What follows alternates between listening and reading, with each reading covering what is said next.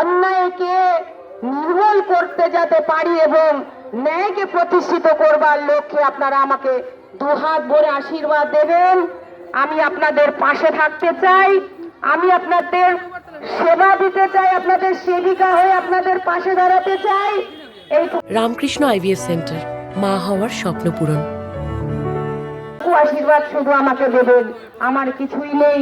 আপনাদের বুক ভরা ভালোবাসা, আপনাদের দু হাতের আশীর্বাদ, এটাই আমার অস্ত্র, একমাত্র এই লড়াইয়ের, এই পথে চলার। তাই আগামী